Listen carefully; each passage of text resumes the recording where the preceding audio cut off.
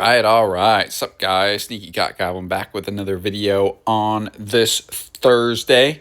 Happy Thursday, recording Wednesday night. And today, we are going to talk about the meta strategy that I've kind of found with what I think you should use for CWL if you are using an air combination attack. I'm only doing air. I'm not doing any ground attacks. No root riders, no super witches. I'm going to focus on these attacks, and I've basically gone through 3 variations of it. So I've just started to learn this one the past couple days or so, and I think this is one of the best as far as time fails, as far as utilizing the Royal Champ, because she is the most important part of this attack, maintaining the Queen as well, leveraging the Minion Prince and its abilities and the Phoenix, because I think he gets the most value with the Phoenix. It's absolutely insane how much I... And utilizing the Healing Tome, which previously on the Warden. So it's a combination of all that thing. So what I'll do is I'll start off with the fail of the day, which is a 90%. This is before I actually started. I've been on and off with the strategy, but this is the original strategy that I was using. And the changes in this is we're using the Siege Barracks, we're using the Phoenix on the Royal Champ, and we are using the Angry Jelly on the Minion Prince. And I thought I got fairly good value with this. I really did, especially in the core here. I pretty much take out all the main defenses. The fire spitters are from the other direction. I go from a solid direction. However, the Queen goes down here, which, then this entire side just wrecks. And unfortunately, coming up through the gut here, I just went into a very heavy damage spot, and the town hall is positioned very well with the heroes, and I end up getting a 1-star. So I was like, I'm sick and tired of getting these 1-star attacks. I need to switch it up.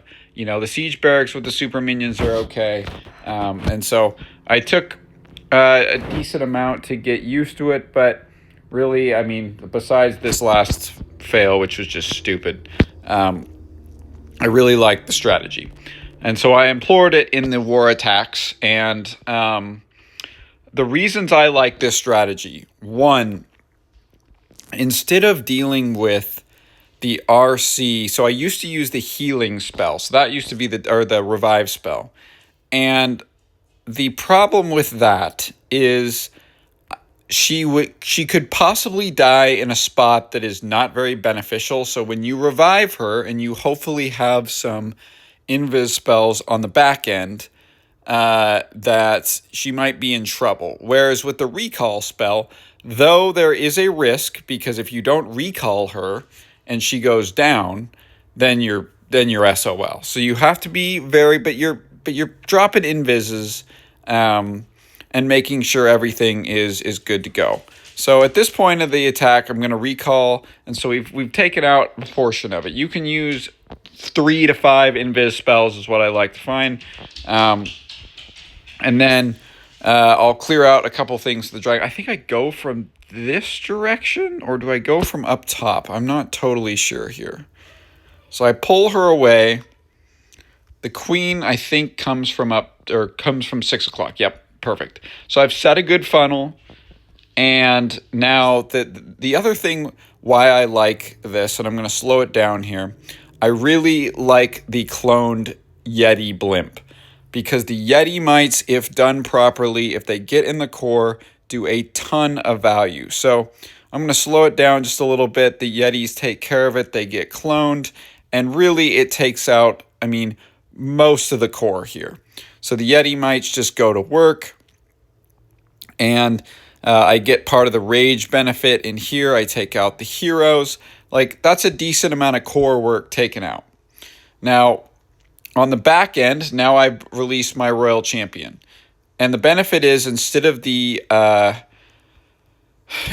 having the issue of where she possibly could have died at and reviving her, though she might get the health benefit, she could get screwed from the get-go, and so I am able to use her and barely save her. This basically saves the attack, and use her on the back end to take out a lot of these remaining buildings that really help the attack. Now, this might be one of the most advanced as far as bases I've ever attacked in war. As far as so it is decently close. You know, it's not a shoe-in, but the 2 healers are really nice because it keeps the queen alive a little bit longer. Yeah, I think it really did just come down to the queen. So this was a close attack. However, I didn't use a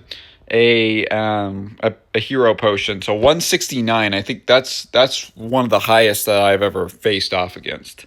Let's see. Hopefully, see Jai. See you get a hopeful 3-star here. Well, not looking great. So the second attack here was a little bit more smooth. And typically I like to go, the reason why I like the Fox too with the Royal Champion is because it takes a little bit more skill because you have to time the Fox. And I got pretty good at it. So I like timing the Fox. I utilize the Fox, and I typically will always go, if there's an opportunity to go mono side, always take out the mono. So unfortunately, a Spirit Fox gets locked onto this building. I get a little bit of health benefit. You get a little bit from the revive, but you want to make sure she doesn't go down for popping the ability. So we create a decent funnel here. I think I'm going to drop a couple dragons in the corner. I might not. I might just let her go. Yep, drop a couple dragons in the corner to set the funnel, and here we go. This super Yeti blimp gets a ton of value here. A ton of value. The queen's taking on the ice golems here. No problem. But this is where the Yeti blimp really does shine. This entire core, from what I remember, gets taken out. Takes out all the bombs as well. That's the other benefit of the blimp. Look at the clones were really good. So both fire spitters out, both infernos out, and we have essentially basically the queen's still working here. We have some leftover dragons and the minion ability, and I actually use this. This is what I wanted to utilize the Royal Champion just in case the queen goes down.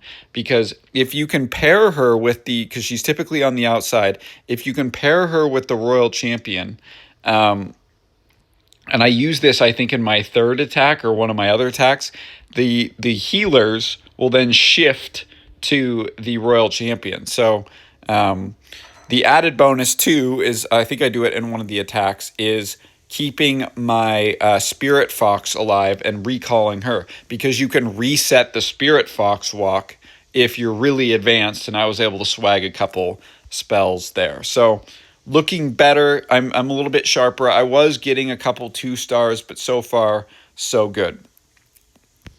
Yeah, we did not good. Not good. Yeah, we're not looking too hot on this war. It's actually pretty even. We need our number 3 kind of did not clutch up. Noah clutched up, as always. So we'll have to see. I'm a little bit skeptical of this war, but yeah, hopefully boys pull through. We do have a lot of attacks left. I shouldn't be so pessimistic about it, especially because I just, want a 16 war streak. You want to keep it strong. So this is with my second base.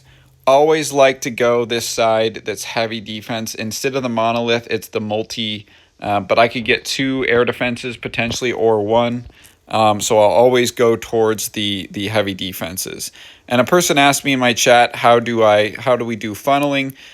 With these RC walks, if you're doing RC walks, or if you're doing any funneling, if you can take out like the mono from the get-go, it usually is a pretty good indication of a good defense, or multi-archer towers, or multi-cannons. So this is really good. I think I end up taking out the poison tower too, which is nice. So we get the poison tower out, and I think I recall her here. Yes, so now I save the Spirit Fox too, which is really good. So now I kind of have a funnel set on the top here. There's not many buildings up top here. So the queen with the added healers will go to work here, and then another money spot for a Yeti bomb. I've noticed a lot of these, or a Yeti blimp, a lot of, I guess it is kind of a Yeti bomb as well, Yeti clone bomb. A lot of value here, a ton of value. So Yetis get cloned, they even get flipped over, but it doesn't matter. Look how much, and the dragons get in here too. Look how much value that gets. They're even in the frozen, like that entire core there is wiped. You still have the scatter there, but is what it is. Minion principality goes off, and this base is totally balanced here. Dragons on top, dragons, minion up top, warden in the middle, and this is where I didn't have. I should have said I didn't use the right ability. That was the other thing too. I still got this 3-star, and I didn't have the electro boots on with the royal champion. So that was a mistake because I was changing. I was like, you know what? I've tried this enough with my first base. I'm gonna give this a go with my main and my secondary base. So even though the royal champion has a level 6 rocket spear, it still works. And I was able to acquire that in the last event. So I think this is my cleanest attack of them all. Perfect. We know exactly where we're going here. We're going towards the multi-gear tower and the monolith. If we don't get the monolith, that sucks. That is the main goal, though. So we've created an upward funnel here, and we can either go from the top, or we can go from this side and then push up through here. I mean, really, you could go from a lot of directions when you create a middle funnel because you've taken out a lot of the defenses here. But the main place is maybe you go from here, you go from side to side in these bases. And with the arrow, I don't take it out in this case, but if you're going to go this direction here, up through here, you want to take out this. You want to try to take out the air sweeper. That's it with the giant arrow. That's one of the main goals. So start off this attack. I have the electro boots here. Oh man, okay. I love how I'm talking about how I would go here. I would go here. I would second guess this attack here. But I think I do a really good job. Actually, that is why. I chose this spot here because there was an open spot in the base. Don't ever, if you're base designing against me, there's a ton of value just dropping it right in the center because the electro boots and the aura damage is just fantastic. So I'm able to actually run with the royal champion a decent amount here, and the fox stays up as well. And I let her go before, and I release everything. So the attack, it kind of goes in like another perfect chance here for a money Yeti bomb. Boom, gets that, and the heroes are still up. But man, it's so nice that the Yetis could get that much damage off. And then I was able to. The queen top side's good, or the back side's here. So on the near top side, this is where I released the royal champ. She, even with her lower level spears, able to take out most of the base. And this base is cooked at this point. I think I am able to swag a spell. One of the smoother transitions attacks to where I was able to release the army and then on the back end save the royal champ.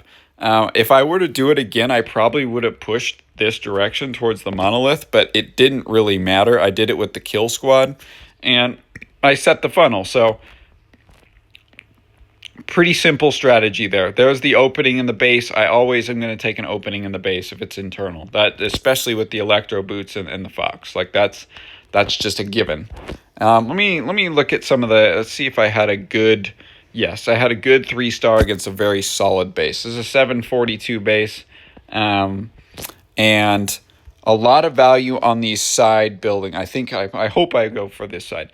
But if I can get my royal champ into here, I can take out at least one of the fire spitters, and I take out this section of the base. From there, you have a decision to make. You could go from the top side. You could go from any corner, typically, is where you want to go. And let's say I go from here, push into here with the RC, giant arrow, because I want a giant arrow. You gotta always giant arrow if there's a invisibility spell. You want to do that, and then I could place a couple dragons here, and boom, there's my funnel.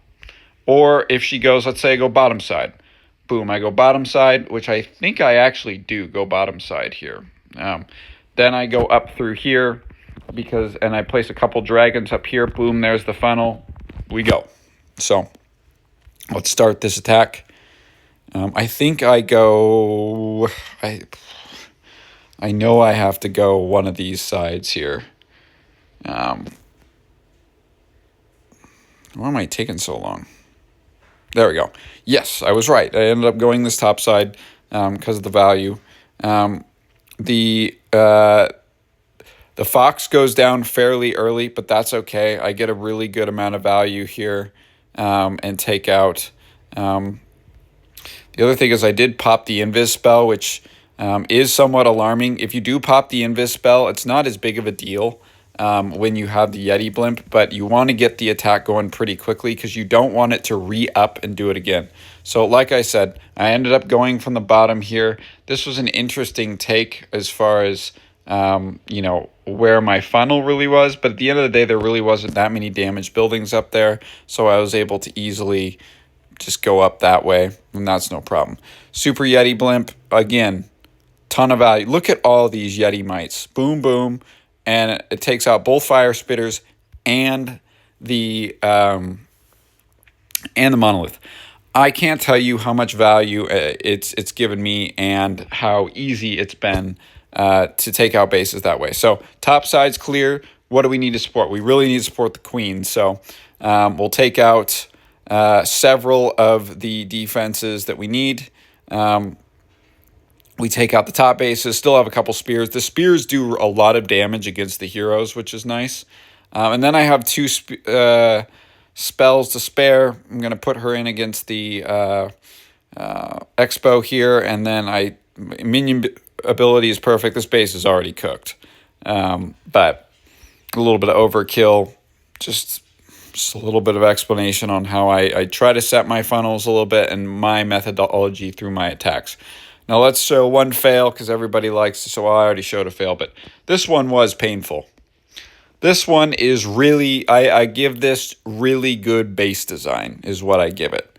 So another good value target just to go straight up through here or straight through here to get immediate value. So yep, I decided to go down here because there's a ton of value with the aura and I can push up into this compartment and take everything out.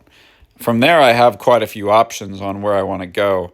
I should have honestly pushed I think I go from the top side with and I get really close actually to losing my Royal Champion, but I get lucky and recaller. So I think I've got a ton of good value. So I'm thinking no problem here, we're good. So I set the funnel with a couple dragons in the middle, go towards the other side of the Rage Tower, and I'm thinking, this is pretty good. We should be good. And everything in the attack was solid except for this. This Inferno Tower wrecks a ton of dragons because they get set on like just these high DPS buildings. They then go down there somehow. And so this Inferno ends up taking out a couple dragons, a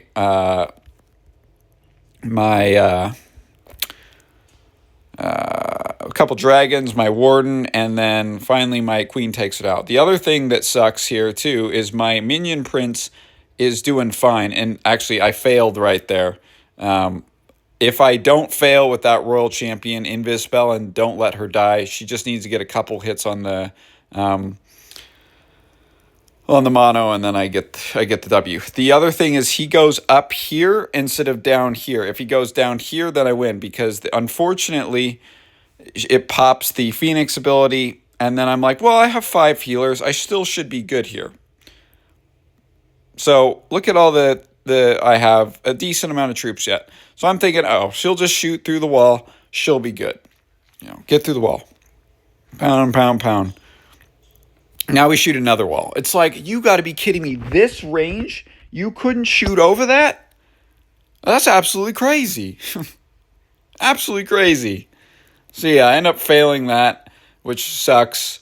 I think I'm I will get at least +1 on the day with a 1-star. I had 139 yesterday, so I'm hoping to get a better push in Legends League, but this is definitely the meta strategy that I'm using, and I think people should use in CWL if you're using Air. I've used a combination of the Revive spell. I've used 14 Invis spells, and I've used Invis and Rage with the Phoenix going on the Royal Champ, and this is the best strategy, I think, in my opinion. So let me know what you guys think. Let me know what strategies you're going to be using in CWL. We're headed into Master 2 CWL. We are maxed, but if you are a Town Hall 17, if you're a good 16, let me know. Join the Feeder Clan, and I'll have that posted, and let me know, and I might bring you up into CWL for Masters 2. We're doing 30v30. Please like, comment, subscribe, and peace.